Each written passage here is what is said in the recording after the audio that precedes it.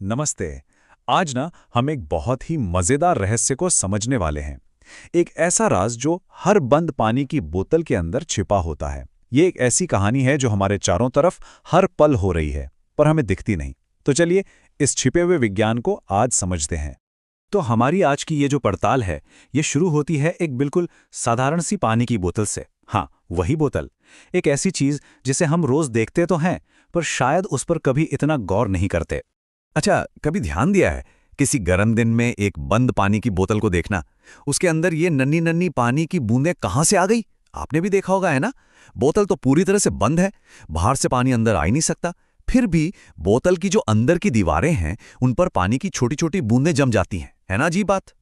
और सबसे हैरान करने वाली बात पता है क्या है? वो ये कि बोतल में पानी का जो लेवल है, मतलब उसकी सतह, वो उतनी ही रहती है, वो कम नहीं होती। तो सवाल यह है कि अगर पानी कम नहीं हुआ, तो फिर ये बूंदें आई कहां से? बस इसी सवाल में हमारा आज का जवाब छुपा हुआ है। तो चलिए अब इस रहस्य से पर्दा उठाते हैं। देखिए, इस पहेली का जवाब साइंस के एक बहुत ही जरूरी कॉन्सेप्ट में है, जिसे हम कहते हैं साम्यावस्था, या इंग्लिश में कहें तो इक्विलिब्रियम। अब आप सोच रहे होंगे, ये साम्यावस्था क्या चीज है? इसको ना बहुत आसान तरीके से समझते हैं। ये संतुलन की, मतलब बैलेंस की एक खास हालत है। एक ऐसी हालत जहां बाहर से देखने पर तो लगता है कि अरे कुछ हो ही नहीं रहा, सब कुछ शांत है, पर असल में सतह के नीचे बहुत कुछ चल रहा होता है। तो फिर हमारी पानी की बोतल के अंदर क्या हो रहा है? असल में वहां पानी के जो छोटे छोटे अणु हैं ना, उनका एक अदृश्य नाच चल रहा है। हाँ, एक डांस जो हमें अपनी आंखों से दिखाई नहीं देता। इस डांस में ना दो पार्टनर्स हैं और दोनों एक दूसरे से बिल्कुल उल्टा काम करते हैं। पहला है वाष्पीकरण, यानी इवेपोरेशन। इसमें क्या होता है? पानी भाप में बदलता है। और दूसरा है संघनन, यानी कंडेंसेशन। इसमें वही भाप वापस पानी में बदल जाती है। तो एक प्रोसेस में पानी भाप बन रहा है, दूसरे में भाप पानी बन रहा है। बिल्कुल ऑपोजिट।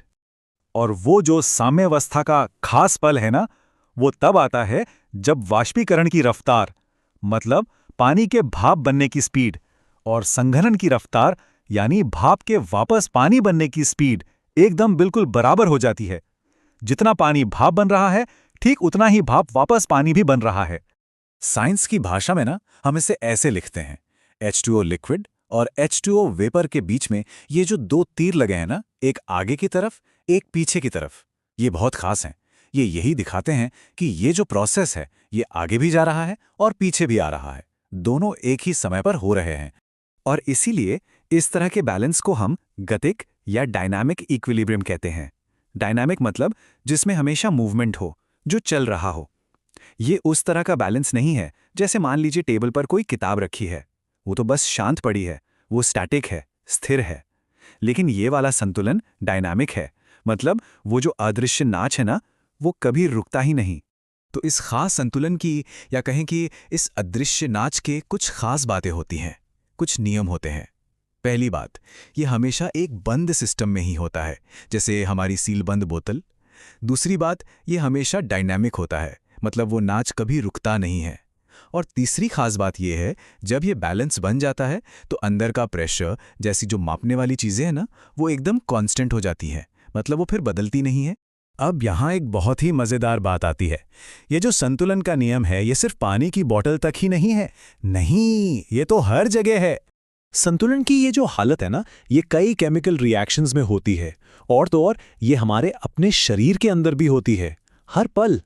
एक उदाहरण देता हूं, जब हम सांस लेते हैं तो हमारे फेफड़ों से हमारी मांसपेशियों तक ऑक्सीजन पहुंचती है ना, ये काम हीमोग्लोबिन करता है। तो हीमोग्लोबिन और ऑक्सीजन के बीच एक केमिकल इक्विलिब्रियम ही होता है, जो ये पक्का करता है कि ऑक्सीजन फेफड़ों में जुड़े और मसल्स तक पहुंचकर छूट जाए। सोचिए जरा, ये बैलेंस हमारी जिंदगी के लिए कितना कितना ज्यादा जरूरी है। तो आज हमने जो समझा है, वो असल में दुनिया का एक बहुत ही बेसिक नियम है, संतुलन का नियम। तो आज की सबसे बड़ी बात क्या सीखी हमने? यही कि इक्विलिब्रियम यानी साम्यावस्था एक डायनामिक बैलेंस की हालत है। एक ऐसा बैलेंस जहां आगे जाने वाला प्रोसेस और पीछे आने वाला प्रोसेस दोनों ठीक एक ही स्पीड पर होते हैं। तो अब अगली बार जब आप कोई बंद पानी की बोतल देखें, तो आपको उसका राज पता होगा। आप जानते हैं कि उसके अंदर एक बहुत ही खूबसूरत अदृश्य नाच चल रहा है। और अब एक सवाल आपके लिए, जरा सोचिए, आपके आसपास और कौन-कौन सी चीजें हो सकते हैं जो इसी तरह एक अदृश्य संतुलन में हैं। इस बारे में सोचिएगा जरूर।